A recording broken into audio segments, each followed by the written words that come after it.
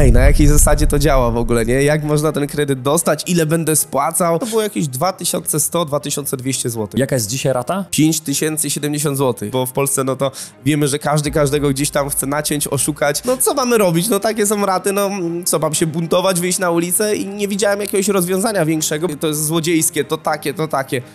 A my tak siedzimy, okej, czemu my to podpisaliśmy? Droższego kredytu hipotecznego się nie dało wziąć. Poświęcałem mniej czasu dla rodziny, to też jest koszt. Ej, ty nie wiedziałeś jak kredyt wziąć, a uczysz młodzież o przedsiębiorczości. Gościem dzisiejszego odcinka jest Wojciech Kaczmarczyk, na co dzień specjalista od social mediów, internetowy maniak i konferencjer. Człowiek z głową pełną pomysłów, prowadzący kanał Do Roboty na YouTube oraz twórca Tata Vlog. Szukasz sposobu, by umiejętnie pomnażać swój majątek i sam nie wiesz jak to zrobić? A może w obliczu rosnących cen i wysokich rat kredytu nie potrafisz zapanować nad własnym budżetem? Chcesz to zmienić? Odbierz bezpłatną konsultację w projekcie Finansowo Zależni. Z naszej pomocy skorzystało już ponad 3000 osób. Dołącz do ich grona, wypełnij formularz i pokonaj swoją pułapkę bierności.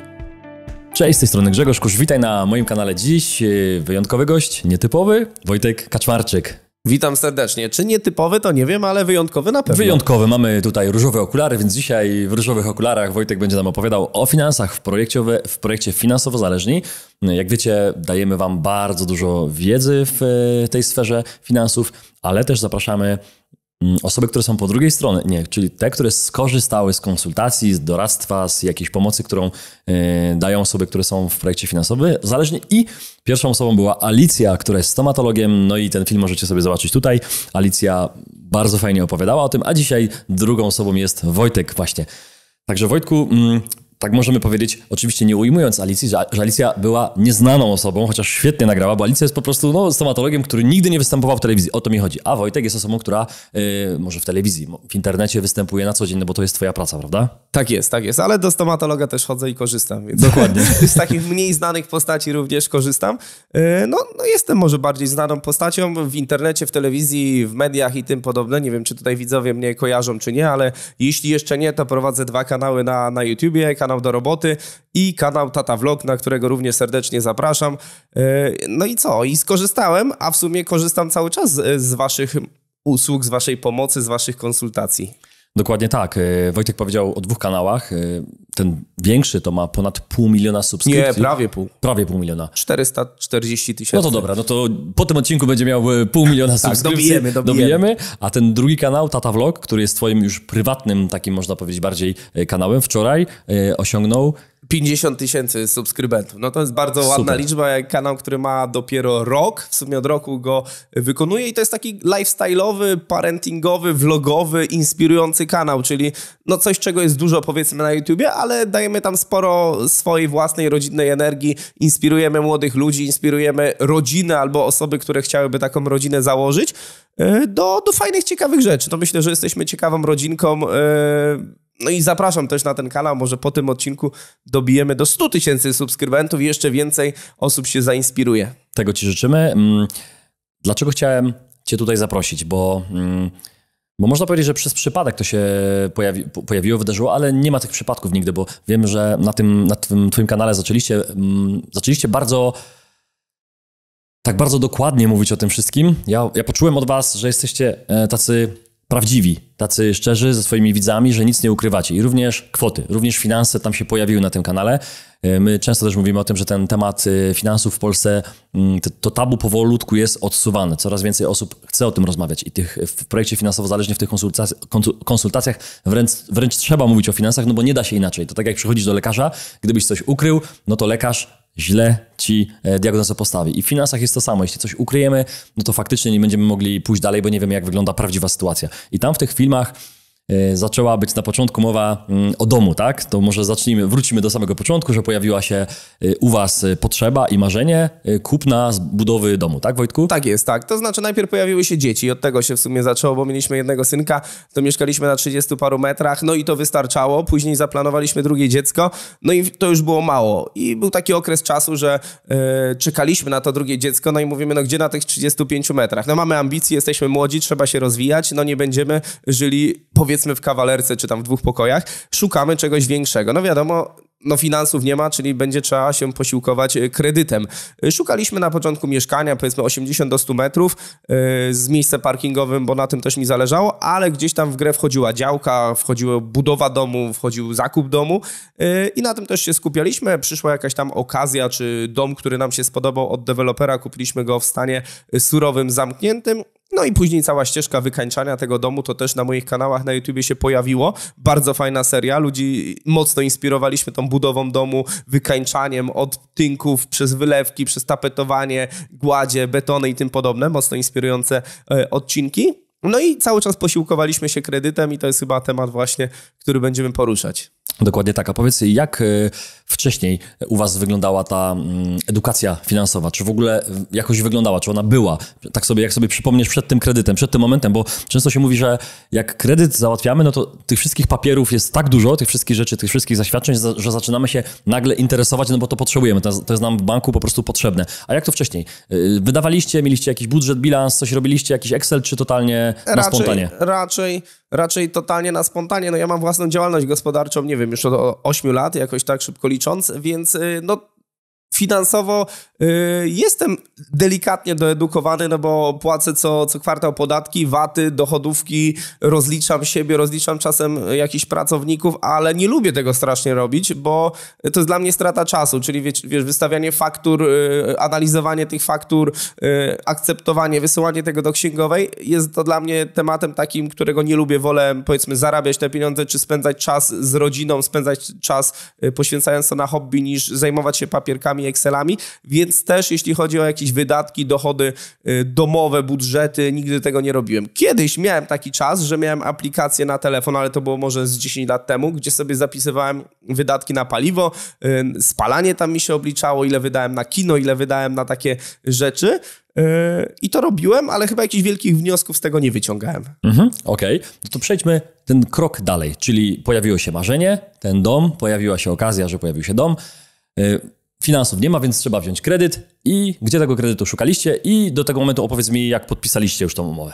Tak, szczerze powiedziawszy dalej, jak ten kredyt braliśmy, to dalej tej wiedzy nie było i jakoś nie wiem dlaczego, ale nie miałem chyba czasu, żeby myśleć nad tą wiedzą i żeby ją poszerzyć, nie?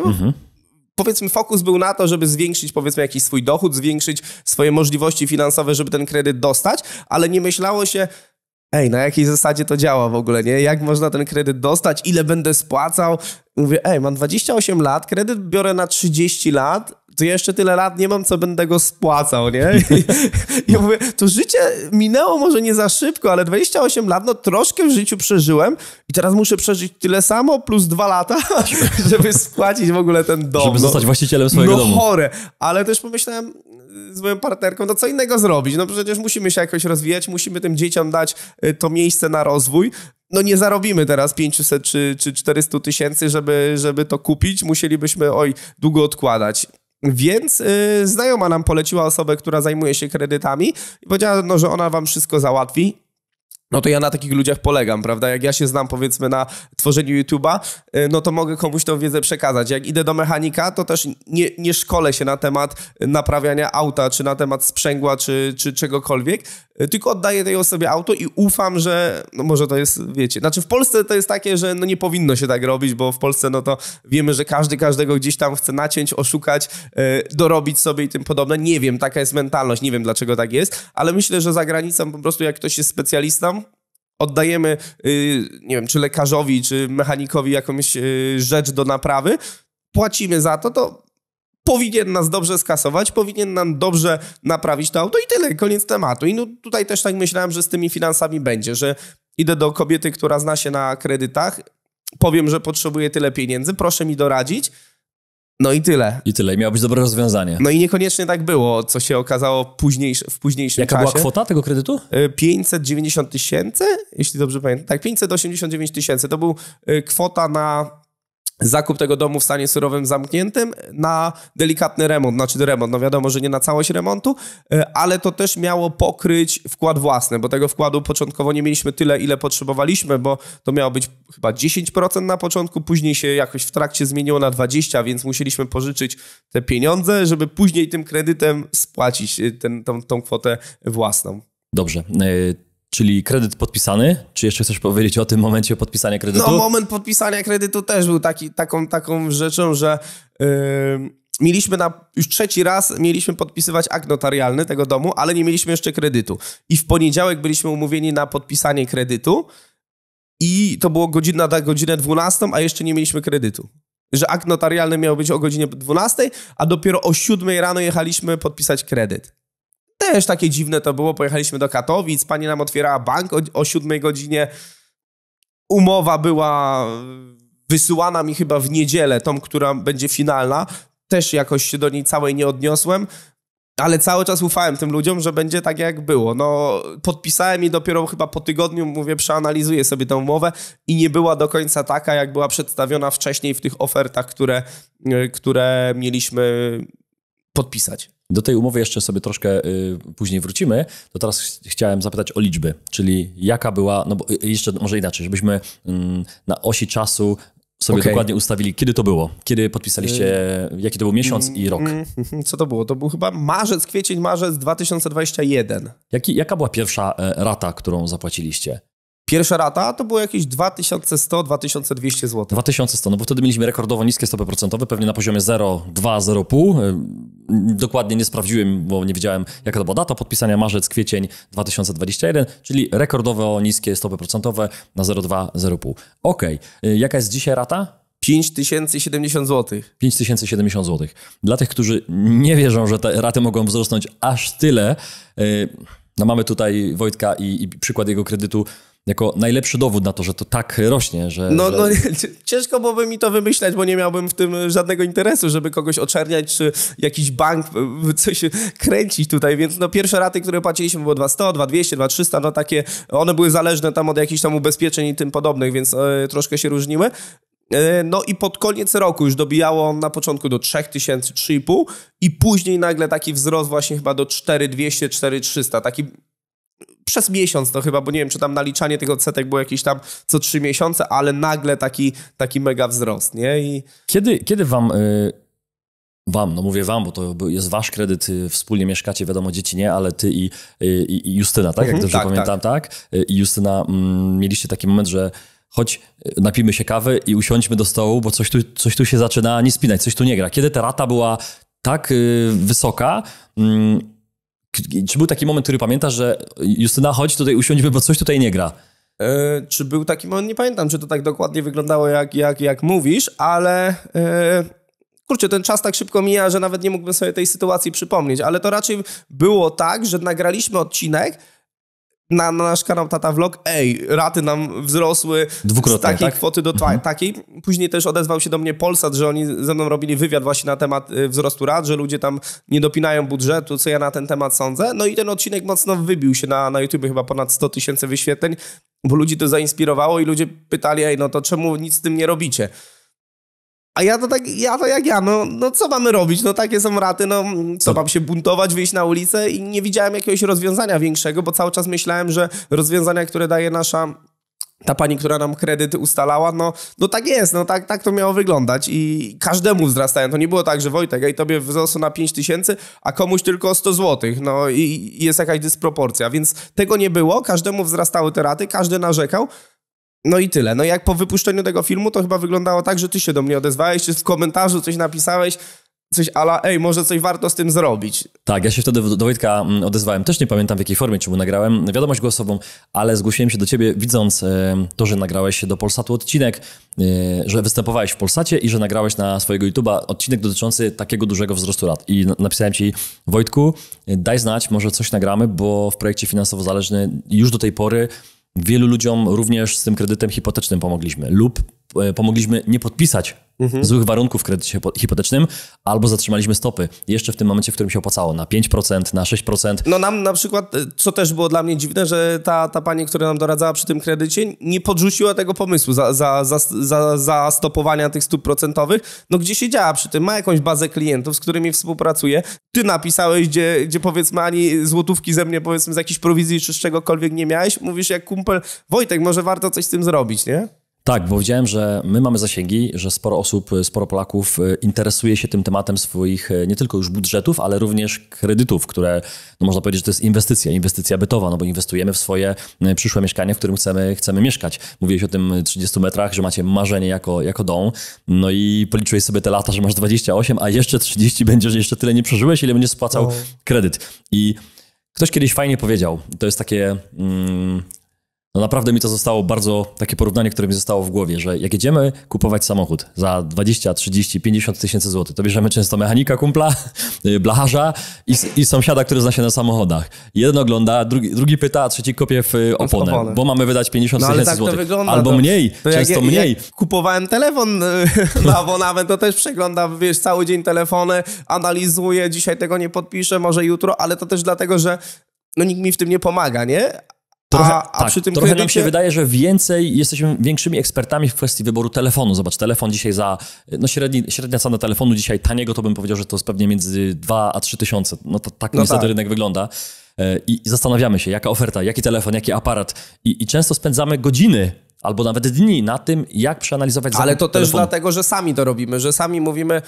tę wiedzę łatwo posiąść, czyli wiesz, przestudiujmy przez godzinę różne telefony, zobaczmy oferty, no i poświęcę na to godzinę. Jak ja bym miał poświęcić, wiesz, tydzień czy 2 tygodnie na temat kredytów, znaczy teraz sądzę, że to był dobry pomysł, ale mówię, no to wolę komuś dać zarobić, kto mi w tym pomoże, weźmie sobie z tego prowizję, ja mam ten czas na poświęcenie rodzinie czy zarabianie pieniędzy, a ta osoba zarabia, no i mi doradza, nie? Więc dla mnie to było sytuacja win-win. Każdy coś z tego ma. Przy kupnie telefonu czy samochodu, no jesteśmy w stanie to zrobić samemu. Dokładnie tak. No to znowu zróbmy kroczek do przodu i kolejny etap tego, co się działo w tej waszej historii rodzinnej, kiedy ty odpisałeś na tą moją wiadomość i Wojtek mi napisał coś takiego, że też o tobie myślałem, nie? Że w ogóle jakby w tym momencie było coś takiego, że ty pomyślałeś tak, o mnie? To było tak, że ktoś mi też napisał, właśnie, bo ty mi nie napisałeś komentarza, ty napisałeś do mnie prywatnie, tak. A ktoś wcześniej, Grzegorz Kurz ma taki kanał super, i tak ma taki cykl finansowo zależny. Dokładnie, w komentarzu. A ja mu odpisałem tak, przyznam Grzesia, robiłem z nim już odcinek, masz rację, odezwę się do niego. I to był taki, ty w tym samym czasie napisałeś, ten komentarz mi zapadł w pamięć i po prostu się skontaktowaliśmy. Dokładnie, tak to było. To już teraz znaleźliśmy dokładnie tą ścieżkę, jak to wygląda. Okej, no to wiemy, kolejny krok, kontaktujemy się z tobą, rozmawiamy i ja mówię, Wojtku, nagraj w takim razie odcinek z Dawidem Kozioł, który jest tutaj pomysłodawcą projektu Finansowo Zależni i też ze mną rozmawiał o tym, żeby ten projekt wprowadzić na kanał, żebyśmy coraz większą liczbę Polaków edukowali w tym temacie. Ja mówię, super. No i tutaj będziecie widzieć link do tego właśnie filmu na twoim, Wojtku, kanale. Powiedz mi, co ty po tej rozmowie, jak do ciebie Dawid przyjechał i siedzieliście tam wspólnie i Dawid zaczął wam tłumaczyć, co wy w ogóle podpisaliście. Kiedy był taki pierwszy moment, o kurczę, albo... To znaczy, to było tak, że przed nagraniem jeszcze tego odcinka spotkaliśmy się z nim chyba godzinę wcześniej czy 2 na przeanalizowanie tego wszystkiego. Przed włączoną kamerą on już nam zaczął wyjaśniać, więc na samym nagrywaniu już nie było tych naszych wielkich oczu, bo my już mieliśmy rozjaśnione już były wcześniej te oczy wielkie. Już było, wiesz, wcześniej, godzinę wcześniej, bo on mówi, dobra, najpierw na spokojnie przeanalizujmy, zobaczmy i on nam zaczął tłumaczyć. To jest tak, to tak nie powinno być, bo on już wcześniej widział te nasze umowy. A my tak siedzimy, czemu my to podpisaliśmy? Nie wiem. Czemu nam ktoś dał takie warunki? Też nie wiem. No i wiesz, i to się wszystko gdzieś tam rozlazło, ale wiesz, z takich powiedzmy klapek na oczach otworzyły nam się takie nagle, nie? Po tym spotkaniu. Co też widać po wyświetleniach tego odcinka i komentarzach. Tam jest naprawdę tego wszystkiego mnóstwo, chyba ponad 100 000 wyświetleń, gdzie temat finansowy. Dużo się dowiedzieliśmy, dużo otworzyło nam to taką wyobraźnię na finanse, na myślenie na temat tych finansów, więc no super to spotkanie było. Ja wszystkich rzeczy nie pamiętam z tego spotkania, dlatego też, że Dawid czytał niektóre zdania z umowy, może nawet w głowie, ale mówił po prostu o tym, że część tego tekstu umowy, a w zasadzie większość jest napisana w taki sposób, że ktoś, kto nawet chciałby, ale jest laikiem w temacie, nie zrozumie tego. No nie ma szans, tego zrozumieć, bo to są takie, wiesz, kwestie... Patrzysz na to i to jest zawiłość taka, żeby coś zrozumieć, co jest w tym zdaniu, to musisz zrozumieć jeszcze 3 następne albo 3 jeszcze po tym, nie? No, ciężko mi teraz też sobie zacytować jakąś rozpiskę z tej umowy, ale dla zwykłego użytkownika no jest to zawiły temat. Was stać na to, że ta rata tak wzrosła. A pomyślałem sobie, ilu Polaków nie stać by było i nie stać jest, kiedy zamiast 2000 dostają 5000 raty. Czyli zobaczcie, ile musielibyście mieć wolnego budżetu co miesiąc, żeby tylko 3000 dodatkowej raty, jakbyście kupili 2 domy i jeszcze pół, nie? Znaczy to też nie jest tak, bo ludzie mówią, bo was stać, nie? Znaczy nie mówię, że to jest źle, ale to też nie jest tak, że my nagle sobie wyjmujemy z portfela zamiast 2,5, 5 i dalej mamy ten sam poziom życia. Wojtku, przepraszam, że to tak zabrzmiało, ale takie miałem odczucie w tych odcinkach, że również był taki odbiór z tego, że ty powiedziałeś i że też Justyna, że wy zarabiacie te pieniądze i że czujecie, że ta rata wzrosła bardzo tak, mocno, tak. Ale nie macie takiej sytuacji, że nie macie na tą ratę, że nie jesteście w stanie tego przelać. To na pewno jest inna sytuacja niż osoby, które co miesiąc zarabiają 3000 i jakby się nie spięły, tak nie zarobią teraz 3200 czy 3800. No ale my się musieliśmy spiąć, żeby zamiast zarobić na przykład 10 000, to zarobić 15, żeby utrzymać powiedzmy podobny poziom, standard, tak. Albo czegoś sobie odmówić. No to nie jest tak, że my nie odmówiliśmy sobie jakichś rzeczy i dalej żyjemy high life i wywalamy teraz 5000 zamiast 2. A z czego zrezygnowaliście? Jaka pierwsza rzecz, która poszła? Na przykład ze żłobka, wiesz? Co?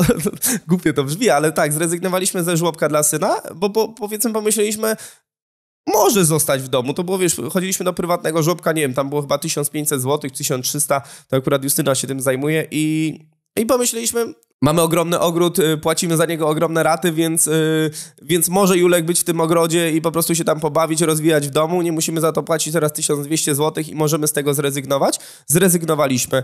Na pewno odpuszczaliśmy sobie jakieś rzeczy, nie wiem, wyjścia do drogich restauracji, jakichkolwiek restauracji, czy jakieś tam pieniądze na hobby i tym podobne. Na pewno to było ukrócone, żeby ten budżet się mimo wszystko spinał, bo no wiadomo, 2500 zł w miesiącu, to po pierwsze czegoś musieliśmy sobie odmówić, a po drugie włożyłem mnóstwo pracy, żeby zacząć więcej zarabiać. To też jest kwestia taka, że mogłem się spiąć, pracowałem powiedzmy nie do 21, a do 12 w nocy codziennie, poświęcałem mniej czasu dla rodziny, to też jest koszt, bo tego czasu już nie wrócimy, prawda? Bo czas, który dzisiaj spędzam z dziećmi, nie mogę powiedzieć, za 3, za 5 lat sobie wrócę. No możemy więcej za 5 lat chodzić do kina czy na basen, na siłownię. Dzisiaj nie chodzę, to za 5 lat odrobię tam siłownię i zrobię sobie kondycję. Z dziećmi już tego nie wrócimy. Z dziećmi nie będzie miał synek już 3 lata. Nie będę mógł być na przykład za 3 lata na pierwszych jego kroczkach czy pierwszych słowach, bo teraz zacząłem więcej pracować, więc ten czas już nie wróci, więc na tym też trzeba się mocno skupić, żeby jakiś mieć ten life balance, nie? Żeby spędzać z dziećmi czas, a nie teraz się zarobić, że będę pracował 18 godzin i nie będę spędzał czasu z dziećmi, bo muszę zarobić na ten kredyt, więc staram się to balansować. Staram się pracować powiedzmy do późna i od rana, ale w ciągu dnia z tymi dziećmi spędzać czas.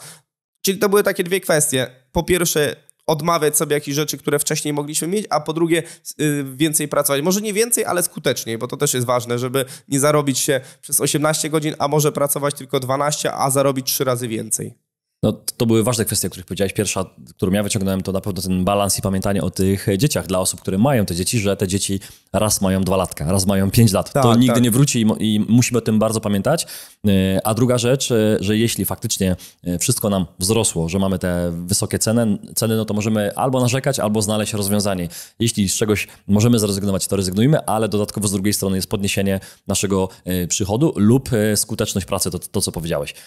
No tak, ja polecam obie rzeczy, bo po pierwsze właśnie z tymi dziećmi, to jest związane, w sumie ten dom jest związany z dziećmi i moje zarobki, bo jakbym nie miał tych dzieci, ja bym sobie tam zarabiał na, poziomie, 10 000 złotych, starczałoby mi, wtedy może miałbym lepszy samochód, bo żyję głównie w trasie, więc zainwestowałbym w lepszy samochód, żyłbym sobie na jakimś tam poziomie i tyle, ale teraz to ja robię, powiedzmy, wszystko co robię, inwestuję te pieniądze, dom, czy też jakieś wycieczki i tym podobne, głównie dla tych dzieci. No bo tak jak mówię, po co nam te wielkie pieniądze, budżety, miliony na koncie, jak nie mamy komu tego przekazać albo z kim się dzielić, nie? Dlatego mamy 2 wspaniałych dzieci i to wszystko krok po kroczku, co robimy, to, że wykonuję tą pracę, to, że mamy ten dom, ogród i tym podobne, no to wszystko jest gdzieś tam ukierunkowane na dzieci.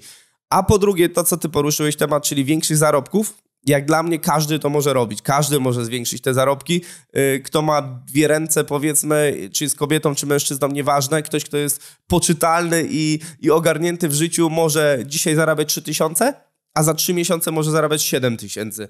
No nie wiem, chyba nie wiem, czy są takie osoby, które poczyniając kilka kroków w życiu nie mogłyby tego zwiększyć, nie? To ja jeszcze wrócę do tego spotkania, bo chciałbym rozwinąć tak, idąc powolutku ku końcowi, bo wielu pewnie naszych widzów zastanawia się, no dobrze, spotkanie było, no tak, ale co dalej, tak? Więc pytanie jest takie, spotkanie z Dawidem się odbyło, przypominamy, że link do całej rozmowy macie tutaj, możecie sobie zobaczyć tę rozmowę, posłuchać tych może już niewielkich oczu, bo one były wcześniej, ale tego na pewno zdziwienia, co było w tej umowie, no i jakie rozwiązania można było zrobić. No właśnie, jakie rozwiązania? Nie będę tak iść szczegółowo tak, tych ale... rozwiązań. Dostaliśmy 3 rozwiązania. Jedno to było życie, powiedzmy teraz na tych warunkach, które mamy i wakacje kredytowe, czyli korzystanie z wakacji. Drugie to było refinansowanie kredytu innym bankiem, czyli tym bankiem, który ma lepsze warunki, spłacić ten kredyt i płacić raty może niższe, może lepsze w innym banku. A trzecie rozwiązanie, właśnie dokładnie go nie pamiętam, ale to było coś takiego, że zostajemy przy tym, co jest. Nie pamiętam, nie będę teraz brnął, po prostu można sobie zobaczyć ten materiał, ale były 3 rozwiązania, może na tym trzecim się nie skupiłem, dlatego też go nie pamiętam. No i pomyśleliśmy, że na razie bierzemy te wakacje kredytowe, ale staramy się refinansować kredyt. Fajnie do tego właśnie ludzie od Dawida podeszli, że przyszli do nas, wyciągnęli wszystkie papiery i mówią, można zrobić to tak i tak. I my z tego chcieliśmy skorzystać, ale się okazało, że musimy chwilę poczekać na odbiór domu. No i będziemy starali się refinansować ten kredyt. Może ktoś nam zaproponuje inny bank, lepsze warunki. Wy podjęliście ostatnią decyzję, widziałem też na kanale, że nagraliście nowy film dotyczący tego, że macie jakąś kasę dodatkową i pojechałeś do banku nadpłacić kredyt, tak? I jeszcze co ci powiem, to był dzień wylotu na wakacje na Majorkę, ale to nie było z odłożonych pieniędzy z wakacji kredytowych, po prostu moja Justyna znalazła jakieś tam tanie opcje i pojechaliśmy na tanie wakacje, odpocząć tydzień, ale to jest inny temat. Ale tak, w ten dzień właśnie pojechałem do banku załatwić nadpłatę kredytu. Odłożyłem przez dłuższy okres 180 000 złotych i postanowiłem to nadpłacić kredyt. No mieliśmy też prowizję za nadpłatę, bo też mamy w umowie, że przez pierwsze 3 lata mamy 3% prowizji od wpłaty, czyli musiałem zapłacić 5 000 jeszcze za tą nadpłatę, ale to zmniejszyło kredyt z 30 lat na 11. No to wiesz, odczucie takie, że będziemy płacić 30 lat raty, komentarze na YouTubie, jeszcze wasze dzieci, wnuki będą to spłacały, nigdy to nie spłacicie, nagle mamy 11 lat, nie? To jest wizja, 11 lat temu chodziłem na studia, to nie jest jakiś długi okres, nie? I tylko 11 lat będę to spłacał, fajnie. Czyli to była jakiś kolejny kamień milowy, jakiś kolejny krok, który zrobiliście i ta droga jest jeszcze przed wami, no bo raz, że kredyt został, 2, że spotkania w związku z refinansowaniem kredytu są przed wami, no bo to też można zrobić i faktycznie wybrać bank lepszy, który da wam lepsze, może nie bank lepszy, ale bank, który zaoferuje wam lepsze warunki, bo z tego spotkania z Dawidem, które możecie sobie oczywiście zobaczyć na kanale Tata Vlogu Wojtka, widać, że w tej umowie, Dawid to powiedział tak, że droższego kredytu hipotecznego się nie dało wziąć, bo po prostu tak. Z tego finansowego stołu, takiego szwedzkiego, no nie wiedzieliście tego, jak wielu naszych widzów, którzy po prostu dopiero zaczynają i również zrobili złe decyzje finansowe. Ja również miałem za sobą złe decyzje finansowe, a o tym nie wiedziałem w momencie podejmowania tych decyzji, bo tej edukacji w szkole nie ma, dlatego tutaj edukujemy. Dlatego też zaprosiłem dzisiaj Wojtka, kolejną osobę, która miała okazję porozmawiać z Dawidem, a później z planerami finansowymi, którzy przeanalizowali, którzy 11, niektórzy lat pracują w finansach i wiedzą, i dla nich to jest tak proste, jak Wojtku dla ciebie YouTube. No ale to jest ten temat, który ty teraz poruszyłeś, edukacja finansowa w szkole. Ja też uczęszczam do szkół, prowadząc lekcje z przedsiębiorczości i tym podobne. Ktoś teraz może powiedzieć, ty nie wiedziałeś jak kredyt wziąć, a uczysz młodzież o przedsiębiorczości, ale no ja ten swój czas poświęcam właśnie na rozwój firmy, na rozwój swojej działalności, a może nie na tą edukację finansową, jeśli chodzi o kredyt. I staram się tej młodzieży, dzieciakom przekazywać tą wiedzę, bo jak ja wchodzę do tej szkoły i ja patrzę, czego oni się uczą na tej przedsiębiorczości, to jest masakra, nie? To jak oni mają wiedzieć później, jak wziąć kredyt, jak założyć firmę, jak się rozwijać, jak oni się uczą, jak napisać CV, w którym miejscu dać swoje zdjęcie, żeby ktoś nas przyjął do fabryki na przykład, pracując za 11,50 czy 15,30, nie wiem jaka tam jest teraz kwota. I oni się na przykład przez 6 godzin w szkole uczą, jak pisać CV, żeby zarabiać 15 zł. Na przedsiębiorczości, tak? Na przedsiębiorczości. Dla mnie to jest niepojęte w ogóle, ile czasu można zmarnować, żeby nauczyć się czegoś, co nie jest potrzebne. No idąc do fabryki, idąc do korporacji jakiejś, to tam nie trzeba CV. Tam cię przyjmują po prostu, bo przyjdziesz, bo chcesz tam pracować dla nich jak robot i tam naprawdę nie trzeba się starać, żeby pracować. Więc poświęcając tyle godzin w szkole na bezsensowne rzeczy, to ja nie wiem, gdzie ten świat zmierza. Dlatego czasem, ja mówię jak filantrop, przychodzę do takiej szkoły, ale przychodzę do tej szkoły i po prostu edukuję tą młodzież, jakie kroki można poświęcić, żeby zamiast tych 15-50 może zarobić 150 zł za tam godzinę, a może nawet 1500, bo to są naprawdę proste kroki. Brzmi to prosto, proste kroki, żeby zarabiać 1500 zł na godzinę, ale to są takie kroki, które w każdej branży można wprowadzić i zrobić. Dokładnie tak, ale nie tylko o tym mówimy, ale to robimy, szczególnie właśnie tutaj na kanale, gdzie wielokrotnie powiedziałem, że mówimy o inwestycjach, ale dopasowujemy się do czasów. I obecnie są takie czasy, że tak ja uważam i tak wy uważacie, bo w komentarzach to widzę, że w tym roku warto inwestować w zdrowie, w głowę, ale nie umiejętności, tylko w spokój. Taki trzeci temat, który robimy już od roku, bo jak wiecie już rok projektu Finansowo Zależni, prawie 1 300 000 osób obejrzało odcinki, więc to już jest dużo. Jak na temat, który jest jeszcze właśnie taki marginalnie traktowany, temat finansów osobistych, to jest temat tabu, a tu prawie blisko 1,5 miliona osób już obejrzało te odcinki, te 18 odcinków. No i dzisiaj jest kolejny z Wojtkiem, więc chciałbym, Wojtku, na zakończenie zapytać cię, jak ty właśnie uważasz, czy taki zawód jak planer finansowy, no bo my właśnie takie coś promujemy w projekcie Finansowo Zależni i konsultacje, żeby zacząć rozmawiać o swoim budżecie i obojętnie ile się zarabia. Oto może podam ten przykład jeszcze zanim odpowiesz, że obojętnie ile się zarabia, bo nieważne ile zarabiasz, a ważne ile wydajesz, jak zarządzasz tymi pieniędzmi. Bo ostatnio zgłaszali się do konsultacji, zgłaszały się rodziny, którym brakowało 500 zł do tego, żeby spiąć budżet i to było kilka tysięcy miesięcznie oni mieli maksymalnie, a z drugiej strony zgłaszały się osoby, które miały kilkadziesiąt tysięcy, 50, 60 i uważajcie, oni to wszystko miesięcznie wydawali i jeszcze brakowało. Więc to nie ma znaczenia, ile mamy pieniędzy, bo niektórym się wydaje, jak będę miała dużo, czy będę miał dużo, to sobie z tym poradzę. Nie, to nie o to chodzi. Więc myślę, że to się będzie dopiero w Polsce rozwijać, bo takich planerów finansowych, takich osób od finansów prywatnych, przykładowo na zachodzie, na przykład w Wielkiej Brytanii, no to jest norma. Oczywiście dla przedsiębiorców i osób dużo zarabiających, bo tam godzina takiego planowania finansowego na wyższym szczeblu to kosztuje, z tego co wiem, kosztowało w tym roku 1000 funtów za godzinę spotkania. Okay. W Polsce nie przejdzie to nawet za 1000 zł za godzinę, bo wielu ludzi, z których się do nas zgłaszają, po prostu nie ma takiego budżetu. Więc myślę, że jeszcze warto podsumować to, że konsultacje, o których mówimy na kanale, prawie 3000 osób już z nich skorzystało. Pod spodem jest link, można się zapisać na takie konsultacje, one są online.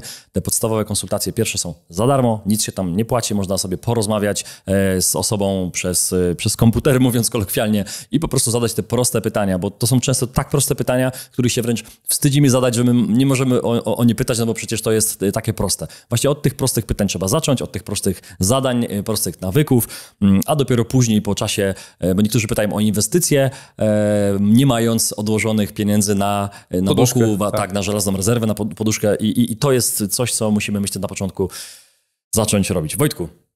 Ja bardzo dziękuję za to spotkanie, dziękuję, że zostałem zaproszony do tego studia. Wojtku, bardzo dziękuję za twoją historię, bo mogłeś nie chcieć tego powiedzieć, bo jednak to są prywatne finanse, opowiedziałeś o tych ratach, teraz może sąsiedzi będą tak na ciebie patrzeć, o proszę, jaki bogacz, 5000 płaci za dom. Ale oni też tyle pewnie płacą, bo mieszkają w podobnych domach, jeśli pozdrawiamy sąsiadów zatem i pozdrawiamy wszystkich, którym raty wzrosły. Musimy nie tylko się trzymać mentalnie razem, ale przede wszystkim liczyć te pieniądze i robić jakieś ruchy, no bo rata wzrosła, jeśli my nic nie zrobimy, to jakby wiadomo, no nasz budżet tego nie udźwignie. Wojtku, dziękuję, wszystkiego dobrego. Dziękuję bardzo. I do zobaczenia znowu. Do zobaczenia. Trzymajcie się, cześć.